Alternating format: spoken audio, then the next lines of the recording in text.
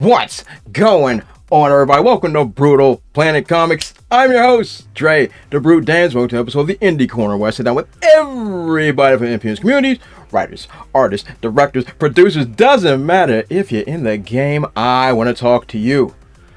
Oh my goodness gracious, today we have some returning guests, one of my favorite tag teams of all time. They are the creators of Bigfoot Knows Karate. Give it up, everybody, for Casey Allen and Dan the Man Price. That is an introduction like no other, dude. I love it. Thanks for having us. About you. Thanks for having us. Oh, the pleasure's all mine. What is going on, my brothers? Making comics, dude. You know, issue 2. You know. Yeah. So, for those that are relatively new to the channel, these fine gentlemen here, Dan and Casey, and I actually got my arrows pointing the right way. They are the creators of Bigfoot Knows Karate. They've been on my show previously. Great guests, and great writers in their own right. So definitely check out their first interview so you can get to know who they are a bit more intimately. And I'll leave that in the description section below. But today, it's all business to figure out what's going on with Bigfoot. So last time I spoke with you guys, you were just on the warpath with your Kickstarters and just releasing the first issue of Bigfoot. So what's going on now? Where are we? Let's start with you, Dan. Oh man, so you know, we did the last campaign. It was we were really happy with how it worked out. We got 212 backers. That was amazing. And so now we are picking up right where we left off. If you read Bigfoot Knows Karate issue 1, you will just be transported right back into that world. If you have not, may I suggest real quick, get on Global Comics, COMIX, globalcomics.com. You can read issue 1 for free right now on Global Comics and get caught up before the Bigfoot Knows Karate Chapter 2 comes out. And man, our boy, he is born under a bad sign, dude. And that is the subtitle of the book, Chapter 2, Born Under a Bad Sign. Our guy has been thrown into a world of shit. And, you know, I mean, it's still got that Godzilla versus Kong meets Kill Bill with a splash of Lost thrown in there now. And we're asking questions and we're pushing this guy further and further. And our boy Benny, Bigfoot, he's on the brink right now. So captured and, you know, it's like this. I said this in the first campaign. If you were the only one of your kind and you were put out, you were out in the universe in the world where nobody knew you existed, nobody ever had a time with you, and you have no relationships. To live alone is very sad, but to be alone surrounded by enemies is a hell of a lot worse, and that's where our boy Bigfoot is right now. And that's a heck of an arc that you got going on there, because I remember with the original one, it was all about us pretty much getting to know Bigfoot and seeing like his journey and becoming one with nature and as a warrior at the same time. But actually have an arc, which I love when our hero is in deep peril. It's my favorite thing ever in the world to see. This is our chance to actually see him build character within himself and to see him overcome something really daunting. So I think this is going to be really interesting. So here's a question. When writing this issue, what kind of went into the process? Because we know with the original, it was more just, hey, we just want to get our story out there, just want to do something fun. So what kind of went into this idea for the second issue? Okay, so on issue 1, we started off, and it was really unconventional for me as a writer because my initial goal for this was just to edit at first, and then Dan got me in as a writer. So, but by the time I started, you know, adding to, he had already had the bare bones of this laid out, and he had good bones. That's the only reason I joined the process. And it's like, holy crap, I like what you have here. And I gave a few suggestions here and there, but for the most part, issue 1 was like, you know, the full breadth of the issue was mostly, you know, pretty well conceived.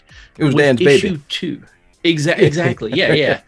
And with issue 2, there's a lot more tossing around the football with, what happens, where it goes. I had a few false starts on writing it, but it happens like that sometimes. You want to put out the best story. And when you are writing with a partner, you want to make sure that, it kind of helps check where you're going, because your retail space is limited per issue. You can't write a 60-page issue every time. I would if I could. Dan's hands can only take so much. So, Dan's illustrating this. So I really have to, check Pull myself. back. And Dan kind of checks me too, and goes like, do we need that thread? Is that a thread we need? And there were a few that I went to the mat with, but a few I was like, all right, I see where you're going. That's dumb. We don't need that. There's a long drawn out deal between the antagonist from last issue and the doctor who was seeing him in the infirmary. That's not giving too much away. That doesn't exist in issue 2 at all. Okay. But there was a really big dramatic monologue going on, and I was like, fucking love this. And Dan's like, yeah, I do too. But we got to cut. I was like, fuck. But it made sense. Yeah. So with this issue, there was once we figured out what we needed to cut, and all that jazz, it went like lightning. But it did take a little bit of time for me to get focused, to better serve the arc of the. So it's safe to say, Casey, that this was kind of like new territory for you, more or less. It was, yeah, but it's always new when you're writing with a partner. I have a series right now that I'm working on issue 3 of called Voodoo Child, and it's set in Vietnam War. I have an artist who collaborates with me, and we'll shoot stuff back and forth. But for the most part, the writing is all Casey Allen. And with this, it's really a true collaboration. And it's really made me appreciate being able to have a partner to throw back and forth on. It's a different way of writing, and I like both of them. I like both of the of being held accountable to somebody else, and also being just accountable to myself. But and I think it's made me a better writer in the process. And growth. I'm not tooting my own horn or anything like that, but it really forces you to focus and to put your energy into making the best product you can.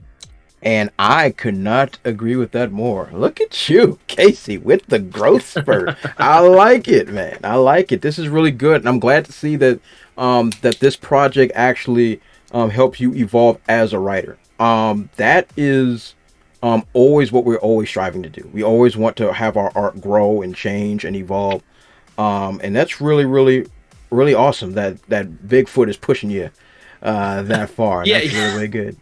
The book about a Bigfoot doing karate is the one that made me grow as a creator. But that's the dichotomy of that, the oddness of that is what we want. Yeah, we didn't just want a punch 'em up book. Yeah, you could slap out a punch 'em up easy. That could have been a one shot. We would have been done with it, and the next one we would have been like, oh, next issue, Bigfoot takes on, I don't know what name a Wendigo or whatever. Yeah, we could do a monster of the week, and it would be, we would have had fun doing it. But to tell an actual story, I think that's what Dan Dan is a writer. Dan is a great artist. He's super good at what he does. Man is also a really good writer, and I think there's one area in this book, especially in issue 2, where it's like, oh yeah, that's Ryder Dan coming out. He's like, I'm not gonna fuck with that. So that's I know the section you're talking about. Yeah, for sure. We've been calling it his David Mamet moment. I'm not going to give anything else away. Okay. If you're a fan of I David like Mamet, don't be cheapening Mamet. Oh, I'm not. No judgment here. No. Working with Casey's been incredible because the collaboration of the whole thing. We are in flux. Where it's the script is fluid while we're working because Casey took a lot of the brunt of this writing gig himself. And did a great job. We had a synopsis. We knew where things needed to go, but Casey got to run with the ball. And then, now it's, what I do is, once we kind of got the script where we like it, then when I'm lettering, I go in and work the dialogue, and see what he's written, and then tweak as I need to and that sort of thing. And so then it goes back to Casey wearing his editor's hat at that point. And, and editing all the shit that I just did, to his words in the first place. So it's an interesting process because I've never co-wrote with anybody either. This is a new one for me. So usually it's just, my character's my ball, we're doing it my way kind of thing. And, now, working with Casey in collaboration with each other, geez, man, it's so cool. And this is a busy guy. I mean, not only is there Voodoo Child, he also has the Comic Jam. You have an anthology piece you're doing right now. There's a little Bigfoot book that we're kind of working on.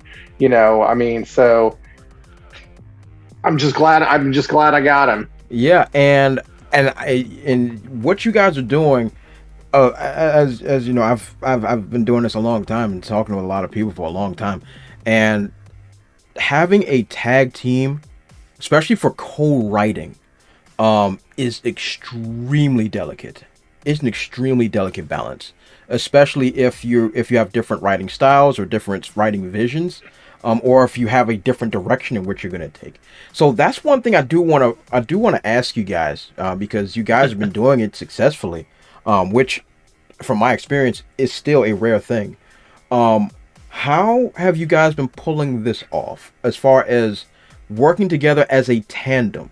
Like, obviously there's no selfishness between the two of you, obviously, but how does it work? Is it like, Dan, do you focus on narrative, the storytelling aspects? Then Casey, you do the action writing. Like, how is this marriage working? How is this happening? We do have different writing styles. We do. Casey,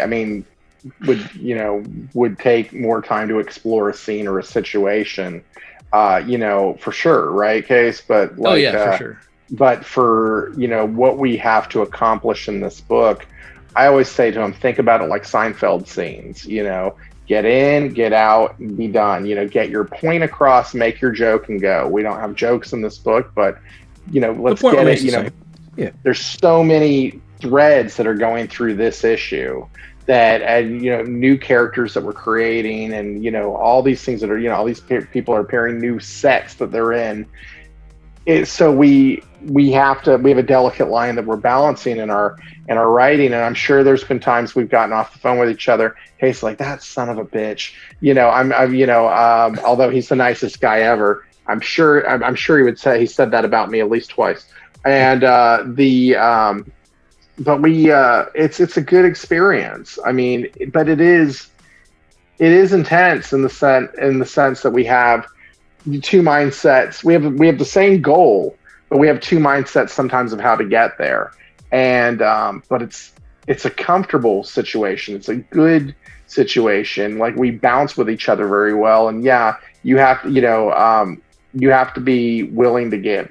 And sometimes I'll put my feet down on something. Sometimes he'll put his foot down on something, but we both want what's best for the book. It's funny because there's usually things, little things that catch us, like in the first book, we were having an issue with Kung Fu Thulu's affectation. In this issue, I wanted to have a character that was completely had a symbiotic man-eating Venus flytrap attached to his body.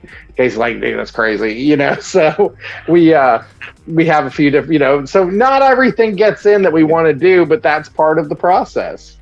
Exactly. And for the historical record, Kung Fu Thulu is still my favorite character in the book. For the historical record, let the record show, Your Honor, that I love Kung Fu Thulu. I think it's really That's dope. case. Yeah, I really like it. I thought it was a really cool take on Cthulhu. I thought it was great. And me, I love fantastical, good God, English, fantastical creatures that's put in scenarios that you wouldn't see in any other forms of material. I think it's great, and like that's why I love this book. I love this book. And come on, Bigfoot, karate, come on, who would have thought of that? But that's great. So speaking of which, looking at issue 2, like I saw a couple of these variant covers, and one of them really stood out to me. I believe it's by Zip Algeria, if I'm saying Allegria, the one that's Keller. Yeah, that one is really cool. Now, first of all, the art looks amazing, but it also is bringing out this smoking hot blue-haired with the double pistol. I thought that was a really nice touch, and I thought that was really cool. How are you going to implement, are you going to put this as just a standard variant cover? How is this going to work out for you guys? All right, so we're going to have 2 regular edition covers, and then we're going to have 2 deluxe edition covers. So like my cover will be the regular edition, and I believe Jevin Loop's going to be the other regular edition, or Zip. I'm still making that decision. And then there'll be Adam's book will be the deluxe edition, and that's the wraparound cover that you saw with the 2 characters on there. And that one looks really sweet. That one's really dope. I love the detail. I love the grittiness. I don't know if you ever played this game back in the 90s called Eternal Champions, but it was a platform fighting game. It's like when everybody was trying to become Street Fighter, and it's just like the beast form that Adam is portraying for Bigfoot reminds me of one of these beast characters, of the detail, the rawness, like all of it looks really feral, and I think that looks really cool. And like you want to use that for the deluxe edition. Deluxe edition. And because that looks really sweet. I like that a lot. They both killed it. Yeah. Both of them killed it, and the Jevin Loop cover is going to be amazing. We've seen sketches of that already. He's doing something really incredible with 2 characters that will be introduced in the book, which are Thermonucleodon and Chupacabra with a shotgun. And those characters will be on Jevin's cover. So Zip got to introduce the female character that'll be in the book, and then Adam got to we got to show you the big, one of the big bads that are in the issue with the Minotaur character. So pretty cool. We wanted each cover to be different and give a different look. So like my cover is very much it's a minimalist cover.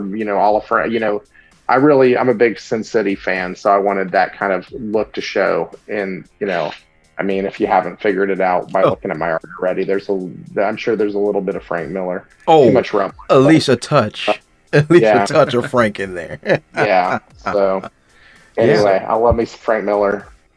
Yeah. So with issue 1, there, it was essentially just 2 characters, right? Issue 2, man, if you liked Kung Fu Thulu, like there's going to be so many different like crazy characters in this issue that Dan has really, put a spin on and just made come alive.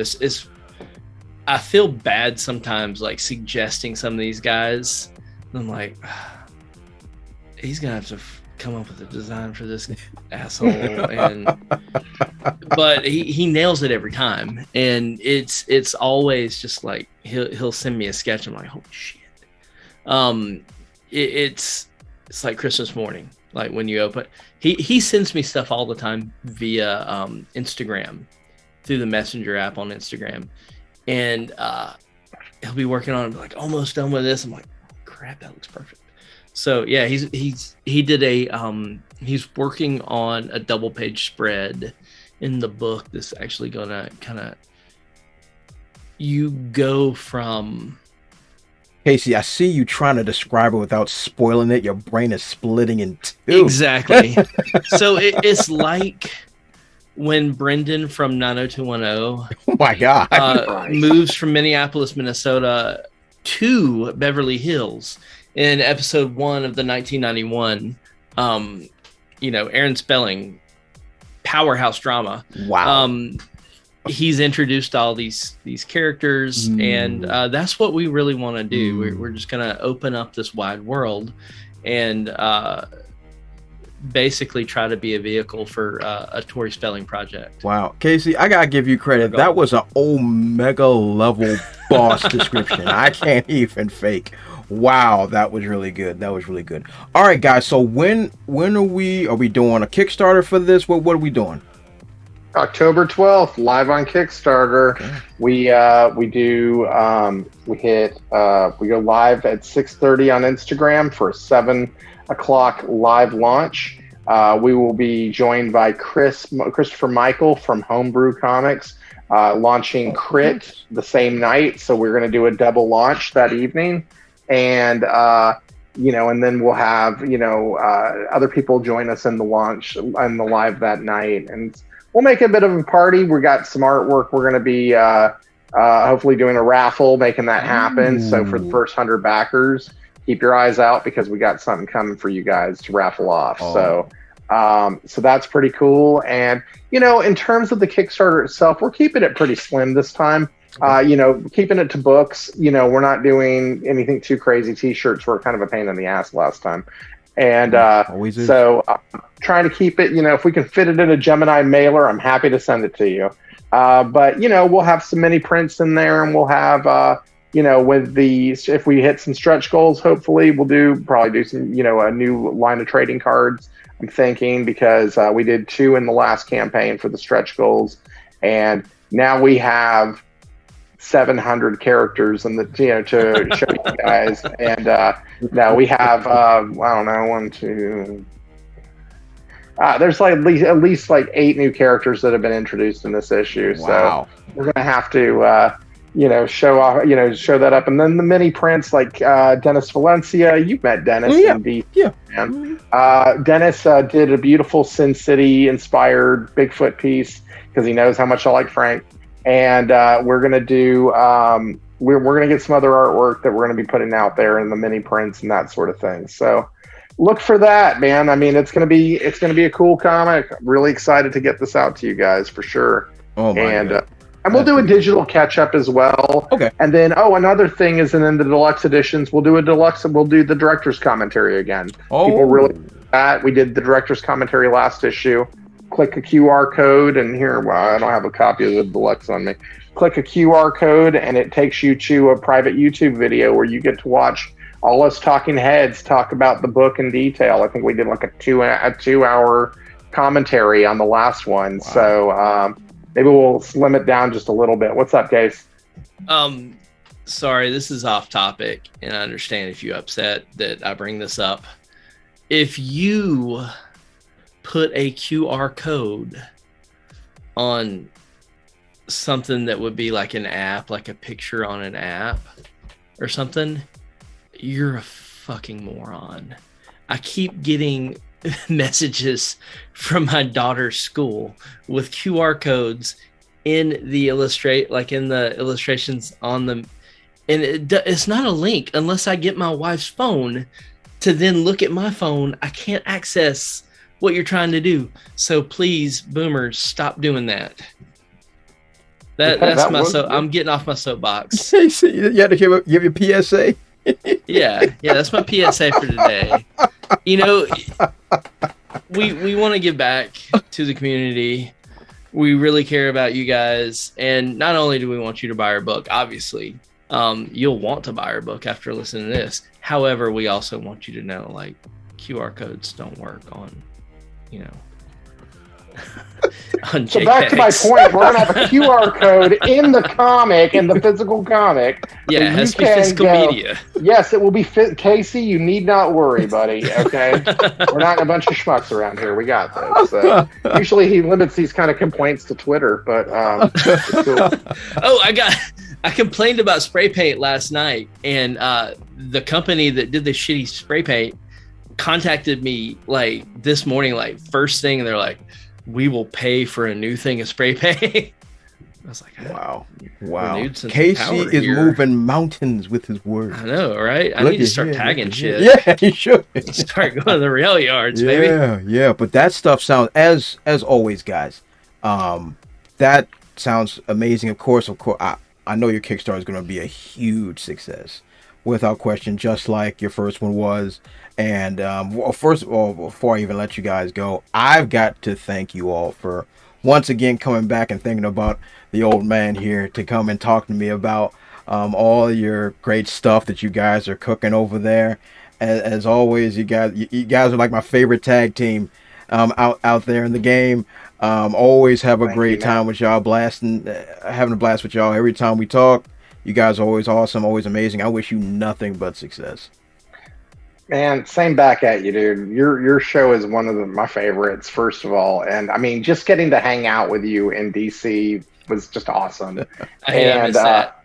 Yeah, dude, you did. You missed it because it was fun. We had a good time. Yeah. And you saw the video that he shot, though, right? Yes. Yes. Classic. But yeah, no, man, we really appreciate you keeping us around and letting us hang out and talk with you and peddle our wares, so to speak. And one more thing I just want to say, Of course. thank you to everyone on Instagram. Thank you for everyone on Twitter for having our backs and pushing this information out and, letting us do our thing. So thank you for that. Absolutely. All right, fellas, is anything else you want to plug? Anything else? Social media? Anything else y'all want to plug here?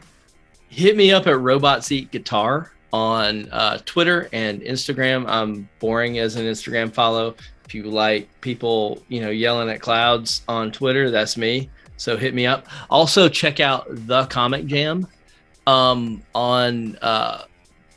Twitter and The Comic Jam Alt on Instagram. That is a website I help run where we get writers and artists together each week to make one-page comics based on a theme. So is people of all levels. That's where I met Dan, and he decided that I was decent enough to do a book with him against all proper good judgment. But like it's a real fun way to learn how to do the process of making comics. So Absolutely, if you love absolutely. comics, if you want to make comics, talk to us. Yeah, the Jam's fantastic. They got me back into doing comics, so I'm real grateful to them for sure. Things to push. Okay, so I will be... Okay, first of all, BigfootKnowsKarate.com. You can find the link to our Kickstarter. You can hit the notification button right there. Currently, we have like 80-something followers on our notification right now. So let's get it to 100, guys. Really excited to get this book out to y'all, and everything y'all can do to push that button helps us with the algorithm. So thank you for that. Then I will be at... If you're in the Austin, Texas area, I will be at Dragon's Lair October 1st in the evening, like 3 to 7, 4 to 8, something like that, doing a signing there. So come and check that out. Also, October 28th through the 30th, I will be at Baltimore Comic-Con. So if you are going to Baltimore, please come and hang out with me. We will be mid-campaign at that point, so I will be frantic. If you want to see somebody turning gray and losing their hair all at the same time, come to my table. But other than that, October 12th, Kickstarter. That's, we go live 7 o'clock. Hang out with us on Instagram. You can find me at Danomite139. That's DANOMYTE 139 on both Instagram and Twitter. But we'll be live on Instagram that night. Come party with us. I promise you, if we do well, you can see me drink live on Instagram. So it's gonna be great. I genuinely had a blast last time when we opened up the Kickstarter. It was super fun. Got to talk to a lot of good people. Got to talk to people who were not only creators but also people who were in the midst of their own campaigns. So it was kind of fun to commiserate and just getting people excited and telling them about what we're doing. It's always fun. Absolutely.